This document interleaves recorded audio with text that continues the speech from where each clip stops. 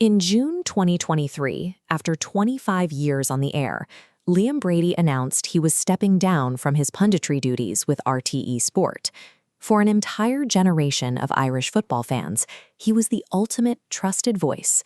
He spent over 2 decades as the sharpest mind in the studio, dissecting the game with a mix of dry wit and absolute authority. Millions of people know exactly how he talks about football, but as time passes, fewer and fewer remember what he actually did on the pitch. Before he sat in the broadcaster's chair, he was one of the most naturally gifted players to ever touch a ball.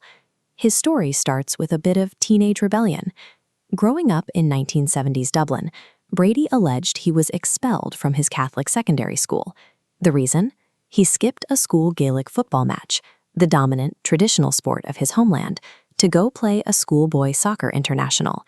He chose the path of the professional footballer, leaving Ireland at 15. To truly understand the intellectual weight behind his television critiques, we have to look back at the kid who defied expectations to conquer Europe. Brady signed with Arsenal and turned professional in 1973. He quickly established himself as a classic number 10. Instead of relying on sheer pace or brute force, he operated as a pure playmaker, using balance and a hyper-accurate left foot to dictate the flow of the game. At the time, Arsenal had been hovering uncomfortably close to the relegation zone.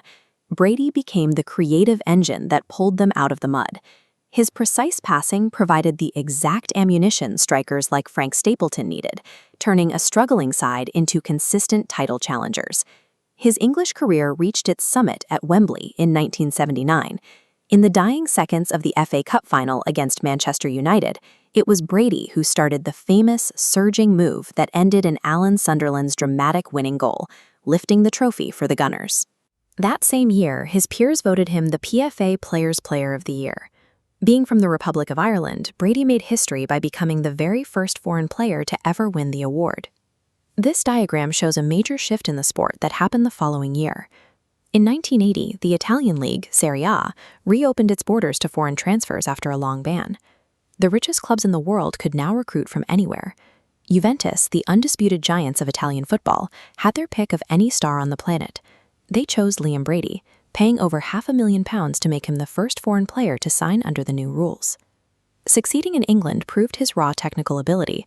Moving to Italy, into the most notoriously rigid, tactically demanding league on earth, would prove whether his mind was as quick as his feet.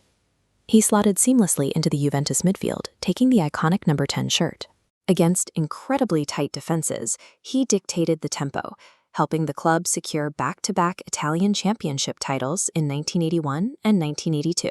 His time in Turin ended with incredible drama. Knowing the club had already signed French superstar Michel Platini to take his roster spot the following season, Brady stepped up on the final day of the 1982 campaign to take a penalty. He calmly scored the only goal of the game, winning the title for Juventus before gracefully bowing out. After finishing his playing days, he moved to the dugout. Managing Celtic and Brighton and Hove Albion in the early 90s introduced him to the turbulent reality of football finances. Both spells were severely overshadowed by boardroom issues, and he departed without winning a single trophy. But in 1996, he returned to Arsenal. He bypassed the first-team dugout entirely. Instead, he took on a role where his footballing philosophy could take root, head of youth development. Over the next 17 years, he built one of the most successful academies in the country. Under his watch, the Arsenal youth sides won multiple FA Premier Academy League titles and lifted the FA Youth Cup 3 times, consistently feeding elite talent into the senior squad. Building a generational academy system proved exactly what made him such an effective player. His true advantage was a deeply analytical understanding of how the game should be played and how it could be taught. While running the Arsenal Academy, he also found his way back to his Irish roots. In 2008, he joined the Republic of Ireland national setup as an assistant manager. Working alongside his former Juventus teammate, the legendary Giovanni Trapattoni, Brady combined the rigid tactical discipline he learned in Italy with a deep personal loyalty to his homeland. All of this experience, the high-stakes playing career, the scouting, the academy building, the international coaching, fed directly into his media career. When he sat in the RTE studio to critique a match, people listened. He was constantly imitated and parodied on Irish television, but the respect was absolute.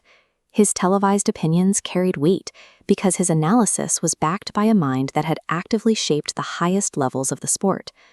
As a player, he suffered the bad luck of a suspension and a mistimed retirement that kept him from playing in Ireland's legendary runs at Euro '88 and the 1990 World Cup. He never played on the absolute biggest international stages, yet he still managed to build an unshakable national legacy from the sidelines and the studio. Most sports stories follow a familiar arc, a bright peak in youth, followed by a slow, sad decline. Liam Brady avoids that trap entirely. He simply evolved, adapting his genius to whatever role the game required. He shows us that a life in football doesn't end when the legs go. True sporting greatness is a 50-year through line. Spending your youth playing the game beautifully, spending your middle age teaching it to the next generation, and spending the rest of your life explaining exactly how it works to the rest